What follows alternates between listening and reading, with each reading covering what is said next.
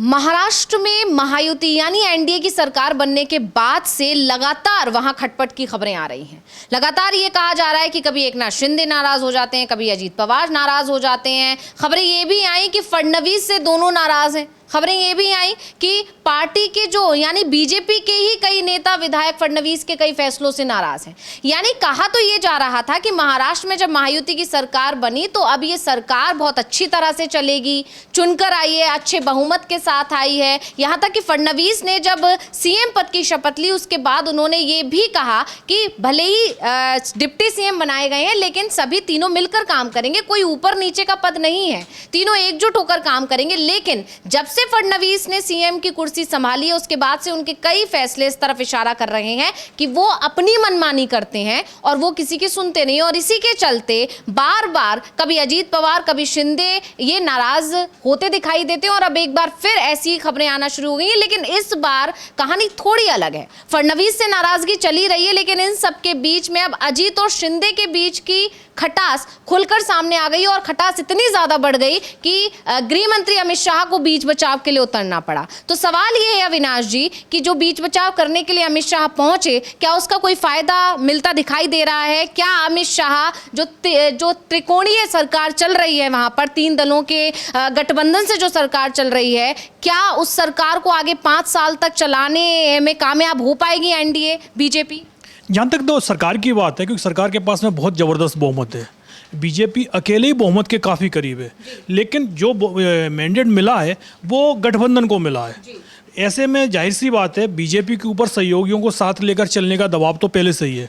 लेकिन जिस तरीके की बीजेपी की रणनीति चल रही है उसमें सीधा सीधा एकनाथ शिंदे को टारगेट किया जा रहा है। ये शिंदे को भी दिखाई दे रहा है, सभी को दिखाई दे रहा है, क्योंकि बीजेपी चाहती है कि शिंदे जितना कमज़ोर होते हैं उतना ही बीजेपी वहाँ महाराष्ट्र में मजबूत होती चली जाएगी।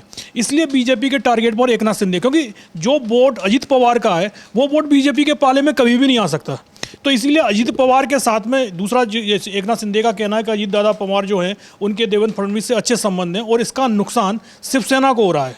तो क्योंकि शिवसेना के पास विधायक अजीत पवार से ज़्यादा हैं, लेकिन जब फंड की बात हो, चाहे मंत्रालय की बात हो और चाहे सरकार के जो फैसले हो रहे हैं उनको यदि आप देखा जाए तो सबसे ज़्यादा नुकसान में वहाँ शिवसेना ही दिखाई दे रही है। और इसकी शिकायत अजीत पवार और देवेंद्र फडणवीस की शिकायत एकनाथ शिंदे की तरफ से जब अमित शाह महाराष्ट्र पहुँचे थे तो उनसे की गई। 2 बार अमित शाह से एकनाथ शिंदे जाकर मिले और उन्होंने दोनों बार यही बात कही कि हमारे जो फैसले हैं वो तो रोक दिए जाते हैं, लेकिन अजीत पवार के फैसले जो फाइलें होती हैं उनकी पार्टी के विधायकों की और मंत्रियों की वो तुरंत क्लियर कर दी जाती है। हाँ, खबर ये भी है कि 1100 करोड़ की एक योजना थी, उसे भी मतलब उसको भी एक मंजूरी दी गई, आगे बढ़ाया गया। और वित्त मंत्रालय क्योंकि अजीत पवार के पास है तो उसको लेकर भी कई शिकायतें एकनाथ शिंदे ने की हैं कि जो उस विभाग से संबंधित जो भी परेशानियां होती हैं उनका हल नहीं मिलता है। एकनाथ शिंदे गुट के कई विधायकों ने भी उनसे शिकायतें की। ये सारी जानकारी उन्होंने शाह तक पहुंचाई है।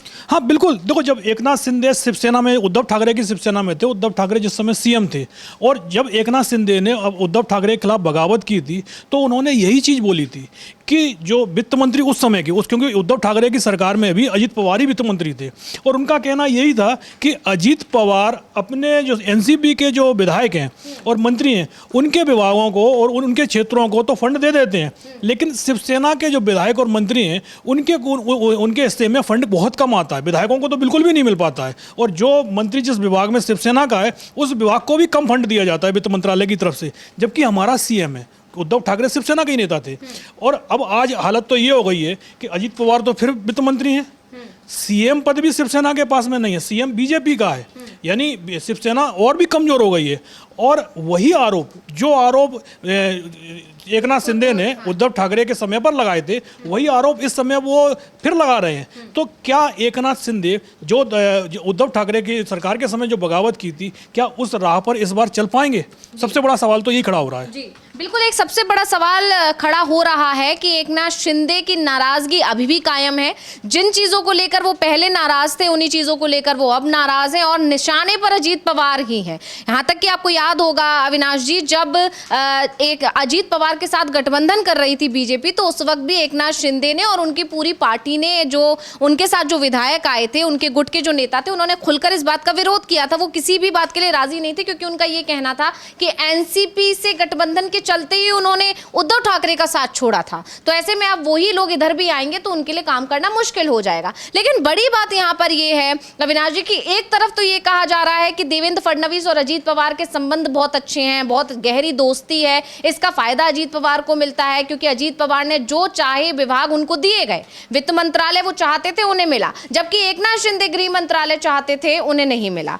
वित्त मंत्रालय के अलावा जो और विभाग उन्होंने चाहे या जिन लोगों को वो चाहते थे अजीत पवार की मंत्री बनाए जाए, उन सबको मंत्री बनाया गया, जबकि एकनाथ शिंदे की सारी मांगों को दरकिनार किया गया। लेकिन एक और खबर जो महाराष्ट्र से आ रही है वो इस पूरे मामले को और ज्यादा पेचीदा कर देती है विराज जी। वो खबर ये कि एक कार्यक्रम में जब ये लोग पहुंचे, अंबेडकर जयंती बनाने के उपलक्ष्य में जो कार्यक्रम किया गया था उसमें देवेंद्र फडणवीस का भाषण था, राज्यपाल है उनका भाषण था, और उसके बाद खबर ये भी आ रही है कि दोनों डिप्टी सीएम का भी भाषण होना था, अजीत पवार का भी और एकनाथ शिंदे का भी। लेकिन राज्यपाल ने बोला, देवेंद्र फडणवीस ने अपना भाषण दिया और एकनाथ शिंदे और अजीत पवार को भाषण नहीं देने दिया गया। जबकि जो ब्रोशर बनाया गया था कार्यक्रम का उसमें बाकायदा उनका समय था, एक को 10:10 पर बोलना था, एक को 10:15 पर बोलना था, 5-5 मिनट का समय दोनों को दिया गया था। लेकिन जब कार्यक्रम के समय आया तो दोनों का नाम काट दिया गया। तो यहाँ तो